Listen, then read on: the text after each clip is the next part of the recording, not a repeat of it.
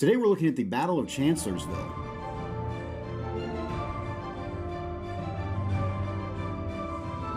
Hello, welcome to the Daily Bellringer. Please don't forget to subscribe and take a look at the questions down in the description. Also, I'd love to see your answer to question number 5 in the comments below.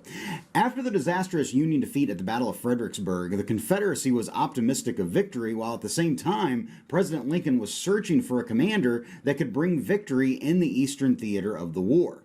General Joseph Hooker replaced General Ambrose Burnside in command of the Army of the Potomac after the Union loss at Fredericksburg. Fighting Joe Hooker, as many called him, was a veteran of the Mexican-American War and had been wounded at the Battle of Antietam. But now, back in service, he was determined to drive Robert E. Lee and the Army of Northern Virginia back and continue pushing towards the Confederate capital at Richmond, Virginia. On April 27th, Hooker launched an attack against the Confederates at Fredericksburg as a diversion so that a large portion of the Army of the Potomac could march west and cross the Rappahannock River. Hooker was able to get a full 9 miles to Lee's left flank and could now basically attack Lee's army from behind his army. Hooker's army numbered around 95,000 strong, while Lee had around 55,000. And with such an advantage, Hooker was prepared to really deal the fatal blow to the Army of Northern Virginia. But Robert E. Lee does something completely unexpected that turns the tables here at Chancellorsville and leads to what many historians consider to be Robert E. Lee's greatest victory.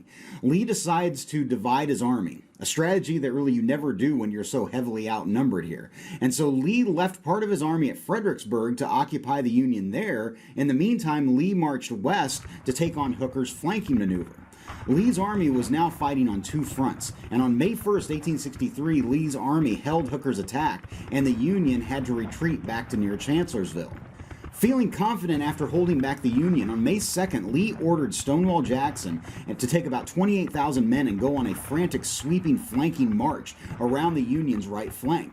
As Lee engaged the Union front, Jackson was able to march all the way to the rear of the Union line, and at 5:30 p.m., Jackson and his men attacked. The Union lines collapsed. And on the next morning of May 3rd, Lee renewed his attack on the Union and even split his army once again as Union troops had broken through at Fredericksburg. But after the devastating flanking maneuver by Jackson, the Union could not withstand the attack and had to retreat. Lee had beat overwhelming odds and had won an extremely unlikely victory. But that victory was not without its cost for the Confederates. On the evening of May 2nd, after dark, General Stonewall Jackson rode out with his staff to assess the exact Union position. And while riding through the dark woods near Chancellorsville, a group of Confederates mistook the horses riding through the woods as being Union cavalry. They opened fire, killing one of Jackson's staff, wounding another, and hitting Jackson himself 3 times, shattering his left arm.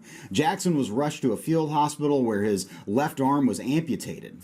And everything seemed to be going okay. You know, Jackson was even issuing orders after this, and it looked like it had been a clean amputation. But as with many during the war that had experienced amputations, pneumonia set in, most likely from him ingesting or swallowing his own saliva or spit. And Jackson died 7 days later on May 10th of 1863. A lot of historians consider this to be a pivotal turning point in the war, as Jackson was Lee's most trusted general and had carried out devastating attacks against the Union. So the Battle of Chancellorsville resulted in a Confederate victory with around 17,000 Union casualties and 13,000 Confederate casualties.